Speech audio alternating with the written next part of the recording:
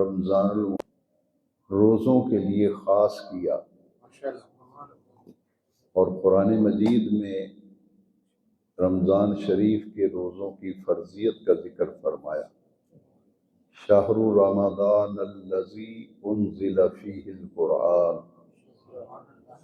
کہ رمضان المبارک وہ عظیم مہینہ ہے جس میں قرآن مجید نازل کیا گیا۔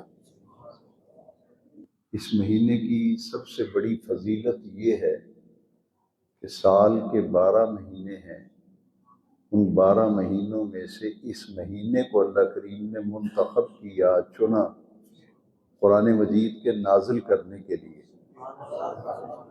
لہذا قرآن مجید کا نازل ہونا اس مہینے میں، یہ اس مہینے کی خاص فضیلت، اس مہینے کی خاص اہمیت اور افادیت ہے۔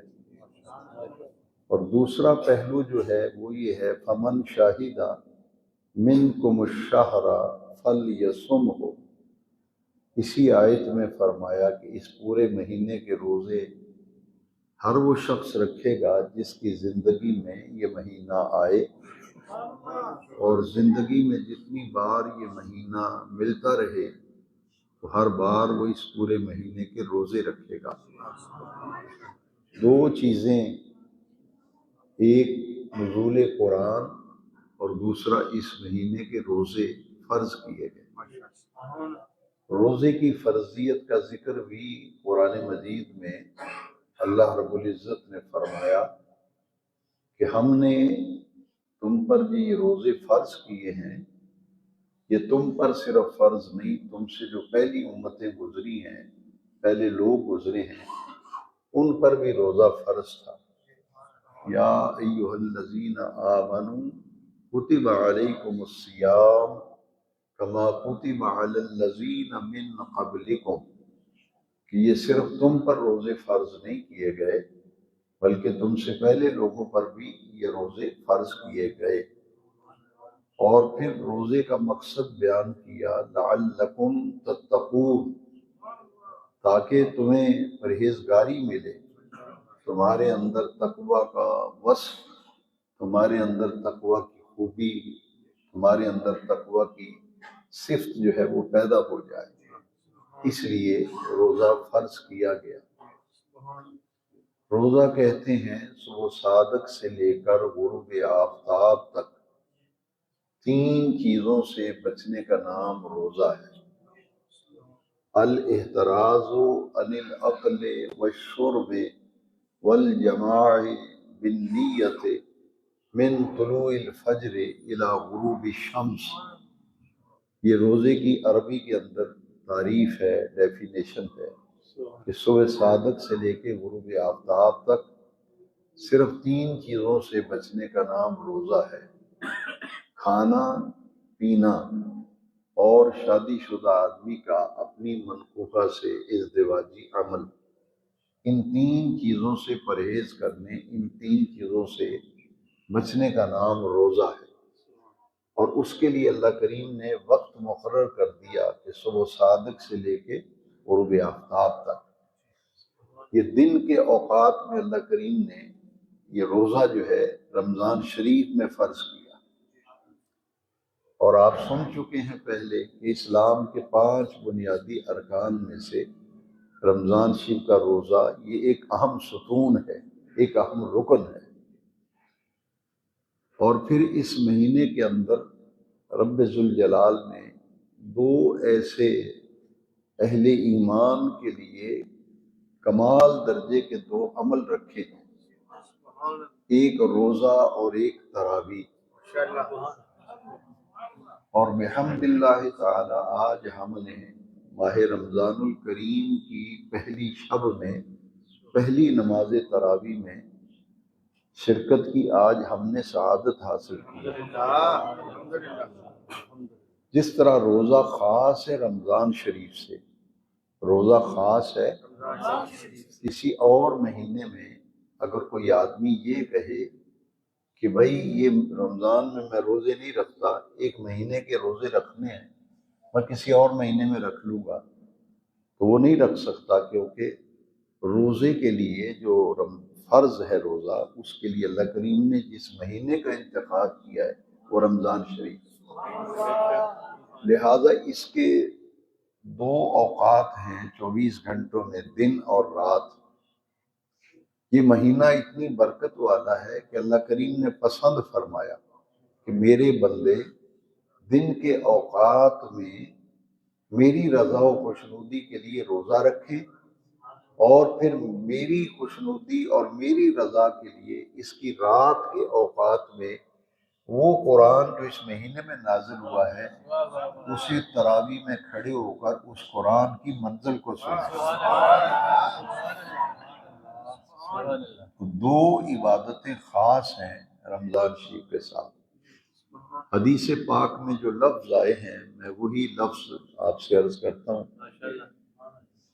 اور اس کو اگر عنوان دینا چاہیں کہ اس کا کیا عنوان ہوگا تو یہ ہے صیام رمضان اور قیام رمضان۔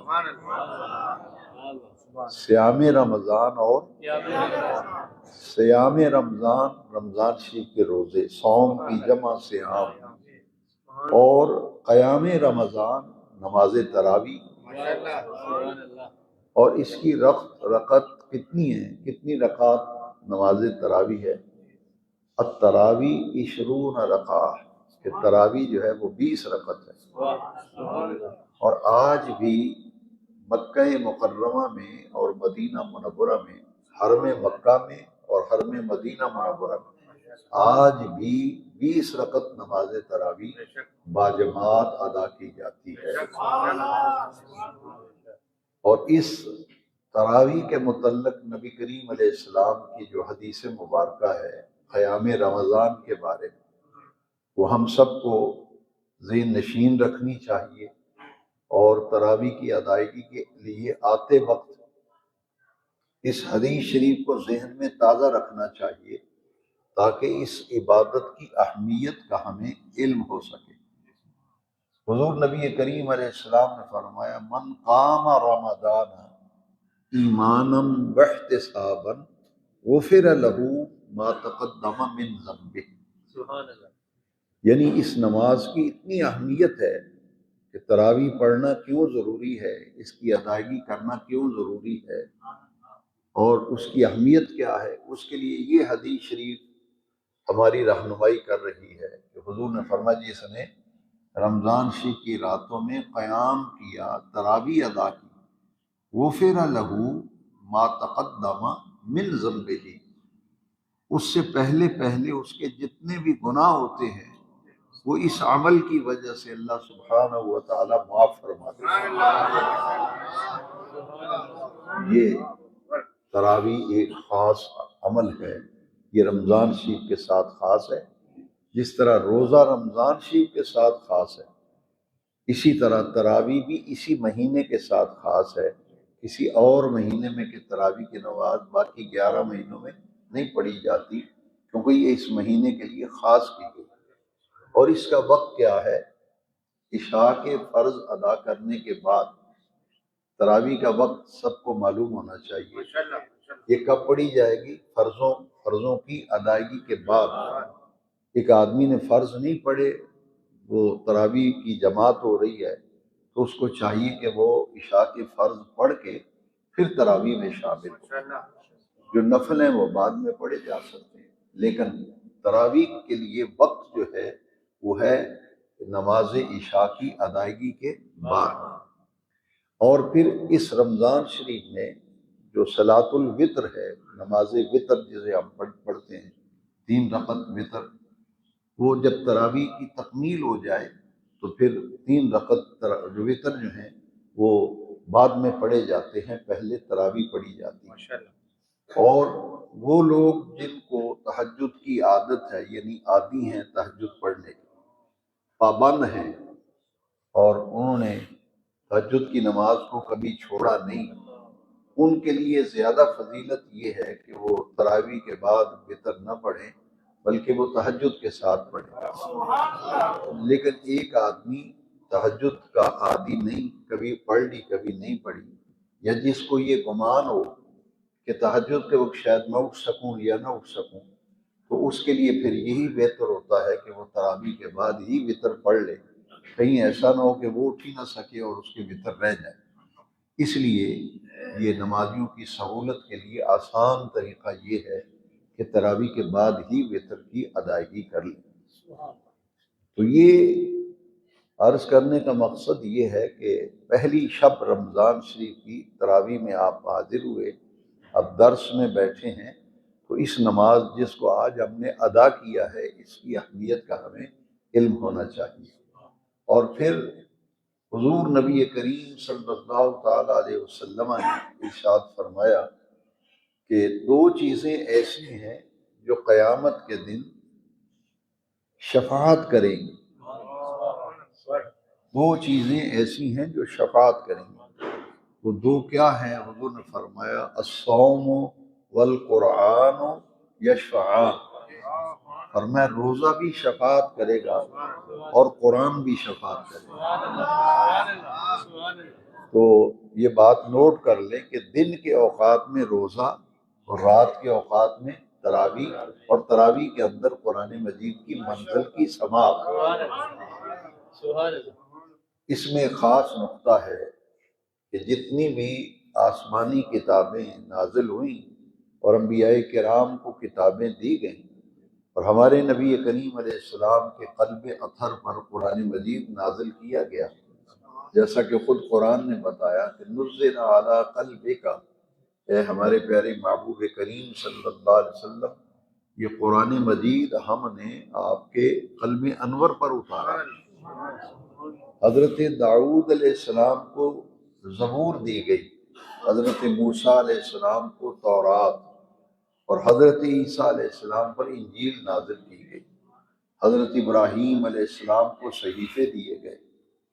تو جتنی بھی آسمانی کتابیں نازل ہوئی، اللہ کریم نے جس نبی کو بھی کتاب دی پہلے انہیں روزے رکھوائے، پہلے انہیں کسی نبی کو 21 روزے، کسی کو 22 روزے، تو جب وہ روزے مکمل ہو گئے تو پھر اس کے بعد انہیں کتاب دی گئی۔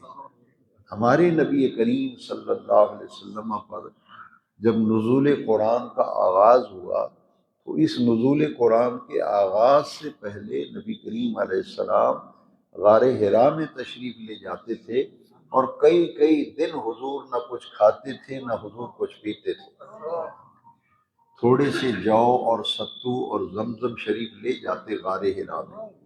تو یہ حضور کی جو فاقہ مستی تھی، کچھ نہ کھانا کچھ نہ پینا، جب یہ تکمیل ہو گئی تو پھر اللہ رب العزت نے غار حرا میں پھر قرآن مجید کی جو آیت کریمہ نازل ہوئی، اقرأ بسم ربک الذی خلق، یہ نزول کے اعتبار سے قرآن مجید کی پہلی آیت ہے، جو پہلی آیت نازل ہوئی تھی۔ تو یہ ہر نبی کو کتاب دی گئی اور روزے رکھوائے گئے۔ اس لیے رمضان شریف میں یہ بات ہم سب کو نوٹ کرنی چاہیے، سمجھنی چاہیے کہ قرآن کا اور رمضان کا آپس میں بڑا گہرا تعلق ہے۔ شہر رمضان الذی انزل فیہ القرآن، کیونکہ قرآن نازل ہوا ہے، لہذا اس مہینے میں دیگر اعمال کے ساتھ ساتھ قرآن مجید کی تلاوت کی کثرت کرنا، کیونکہ قرآن نازل ہونے کا مہینہ ہے۔ کم از کم ہر دینی بھائی کو اس پورے مہینے میں ایک قرآن مجید ضرور ختم کرنا چاہیے، اس ترتیب سے تلاوت کریں کہ کم از کم ایک قرآن مجید ضرور مکمل ہم کر لیں۔ تو یہ ہر نبی کو کتاب دینے سے پہلے روزے رکھوائے گئے۔ اب دن کو جو روزہ رکھوایا اور رات کو تراویح کے لیے کھڑا کیا مسجد میں، اس میں ایک حکمت ہے۔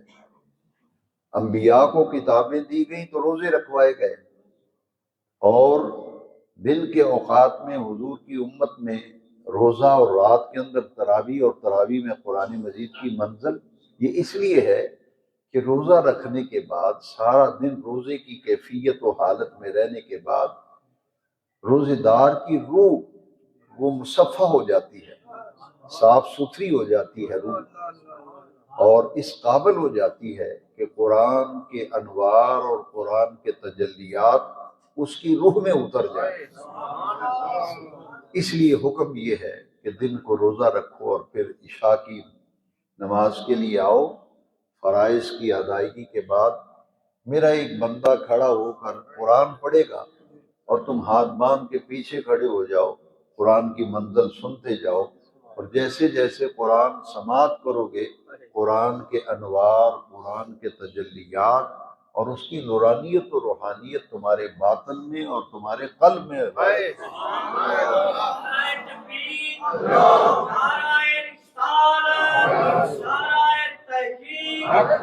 اس میں ایک خاص بات یہ ہے کہ قرآن مجید جب تلاوت کی جاتی ہے تو قرآن مجید کی تلاوت کرنا سنت ہے، تلاوت کرنا اور سننا جو ہے وہ فرض ہے۔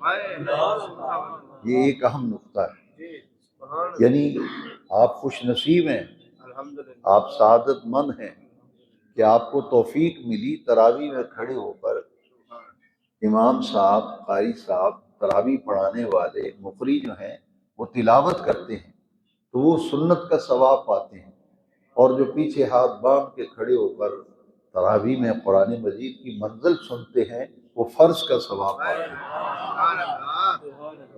یہ بڑا مبارک کام ہے، اور جو حضور کی حدیث پہلے میں آپ کو سنا چکا ہوں کہ روزہ بھی شفاعت کرے گا اور قرآن بھی شفاعت کرے گا۔ تو جو رات کو تراویح میں قرآن سنے گا وہ اتنا خوش نصیب ہے کہ جس قرآن کی سماعت کر رہا ہے یہی قرآن قیامت کے دن اس کی شفاعت کرے گا۔ اور اسی طرح دل کو جو روزہ رکھا تھا یعنی روزہ بھی قیامت کے دن شفاعت کرے گا۔ تو یہ مہینہ جو ہے خیر و برکت کا مہینہ ہے، اور اس کا ایک پہلو میں آج ضرور عرض کرنا چاہتا ہوں کہ اتنا اہم مہینہ ہے کہ اس میں ہر نیک عمل کا اجر جو ہے اور جزا جو ہے وہ بڑھ جاتی ہے، ہر نیک عمل کا اجر بڑھتا ہے۔ آپ دیکھیں کتنی اللہ کریم کی خاص عنایت، لطف و کرم اور فضل و احسان ہے کہ اس مہینے میں ایک اگر نفلی نیکی کی جائے گی تو پورے فرض کا ثواب ملے گا، نفلی نیکی پورے فرض، اور اگر ایک فرض ادا کریں گے تو 70 فرضوں کا ثواب ہے۔ یہ 5 وقت کی نماز فرض ہے نا، مثلاً آپ فجر کی نماز پڑھیں گے 70 فرضوں کا ثواب، اور یہ کب سے شروع ہو گیا؟ غروب آفتاب کے ساتھ، جیسے آج سورج غروب ہوا اور چاند نظر آ گیا رمضان شریف کا، جی تو رمضان شریف شروع ہوتا ہے چاند نظر آنے پہ اور ختم ہوتا ہے عید الفطر کا چاند نظر آنے پر، رمضان شریف کا مہینہ ختم ہو جاتا ہے۔ تو اس دوران میں آپ جتنی نمازیں پڑھیں گے، ایک فرض اگر آج عشاء کے فرض پڑھے ہیں تو آپ کو 70 فرضوں کا ثواب ہے۔ اسی طرح جتنے بھی فرض عبادتیں ہیں ان کا اجر 70 کی تعداد اور ایک نفل اس کا اجر پورے فرض کے برابر۔ اور پھر رمضان شریف کی ایک خاص اللہ کی رحمت ہے، خاص کرم ہے اللہ کریم کا، وہ کیا؟ وہ بھی توجہ سے سن لیں کہ اتنی برکتوں والا مہینہ ہمیں ملا، ہمیں اس مہینے کی قدر کرنی چاہیے، اس کا احترام کرنا چاہیے۔ اور اس مہینے میں جو شخص عمرہ کرنے کی سعادت حاصل کرتا ہے، سال بھر عمرہ ہوتا ہے لیکن یہ مہینہ ایسا پیارا مہینہ ہے کہ اس میں اگر کوئی عمرہ کرے گا تو اس کو پورے حج کا ثواب ملے گا، اور حج بھی وہ جو اس نے نبی کریم علیہ السلام کی معیت میں کیا۔ حضور نے خود فرمایا، حضور کی حدیث شریف ہے، جس نے رمضان شریف میں عمرہ کیا وہ ایسے ہے جیسے اس نے میرے ساتھ حج کیا۔ تو اس مہینے کا اجر جو ہے وہ بڑھ جاتا ہے۔ اس مہینے کو ہمیں اس طرح گزارنا چاہیے کہ اگر کوئی میرا دینی بھائی یہ چاہتا ہے کہ میری زندگی اور بہتر ہو جائے، میری زندگی دین کے ساتھ وابستہ ہو جائے، مجھے سکون کی دولت ملے، میرے دین و دنیا کے تمام معاملات جو ہیں ان کے اندر بہتری آئے، تو اس کے لیے ایک ہی راستہ ہے کہ اس مہینے کو اس طرح گزارو کہ جو ذمہ داریاں، جو کام اللہ رب العزت نے اس مہینے میں اہل ایمان کے ذمے لگائے ہیں ان کو پوری لگن کے ساتھ، پوری محبت کے ساتھ اور پورے جذبے کے ساتھ ان تمام اراکین کو بجا لائیں، تو زندگی کے اندر بڑی خوشگوار تبدیلی آئے گی۔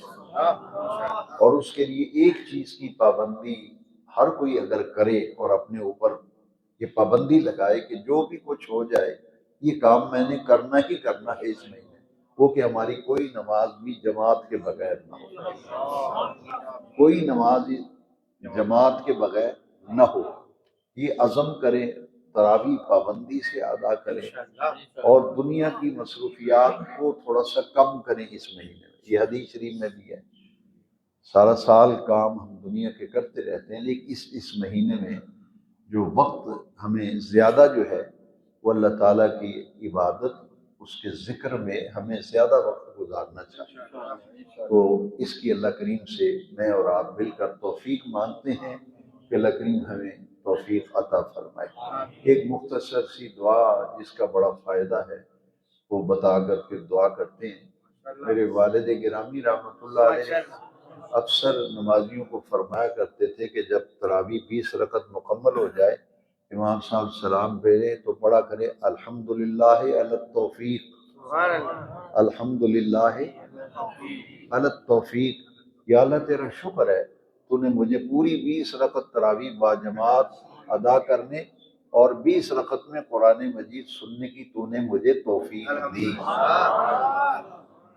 اگر تیری توفیق نہ ہوتی تو نہ میں 20 رکعت تراویح جماعت کے ساتھ پڑھتا، نہ قرآن مجید کی منزل سن سکتا۔ یہ تیری توفیق سے، تیری عنایت سے میں تیرا شکر ادا کرتا ہوں، تو نے مجھے اس کی توفیق دی۔ اور بعد میں پڑھے وَنَسْتَغْفِرُكَ عَلَى التَّقْصِيرِ، اور 20 رکعت کی ادائیگی میں کوئی غلطی ہو گئی، کوئی سستی ہو گئی، کوئی غفلت ہو گئی، کوئی خلاف ادب کام ہو گیا تو میں اس کی اللہ کو اس سے معافی مانگتا ہوں۔ اس 20 رکعت کی ادائیگی میں کوئی غلطی ہو گئی، کوئی سستی ہو گئی، کوئی کوتاہی ہو گئی، کسی رکن کی ادائیگی میں غفلت ہوئی تو میں تیری بارگاہ سے اس کی معافی مانگتا ہوں۔ تو یہ عادت بنا لیں، جیسے ہی سلام پھرے 20 رکعت تراویح مکمل ہو جائے تو اللہ کا شکر کریں، الحمدللہ علی التوفیق ونستغفرک علی التقصیر۔ اللہ کریم اس مہینے کی برکتیں اپنے دامن میں زیادہ سے زیادہ سمیٹنے کی توفیق دے۔ بزرگ فرماتے ہیں کہ اس مہینے کو ہمیں کیسے گزارنا چاہیے۔ کسی بزرگ نے کسی سائل نے بزرگ سے سوال کیا کہ یہ مہینہ میں کیسے گزاروں۔ انہوں نے ایک لائن میں نصیحت کی اور بڑی پیاری نصیحت، کہا کہ اس مہینے کو اپنی زندگی کا آخری رمضان سمجھ کے گزارو۔ اس نے کہا جی اس کا کیا مطلب؟ فرمایا یہ ذہن بناؤ کہ پتہ نہیں اگلے سال ہونا نہیں ہونا، تو اسے غنیمت جان کے پوری محنت، لگن، ذوق اور شوق، عبادت وہ ہے جو شوق سے کی جائے، جس کے اندر لذت بھی آئے، کیف بھی آئے، وہ تب آئے گی جب پوری توجہ ہو تو عبادت کی طرف توجہ۔ ایسے گزارے اس مہینے کو، اللہ مجھے اور آپ کو اس کی توفیق دے۔ الصلاۃ والسلام علیکم۔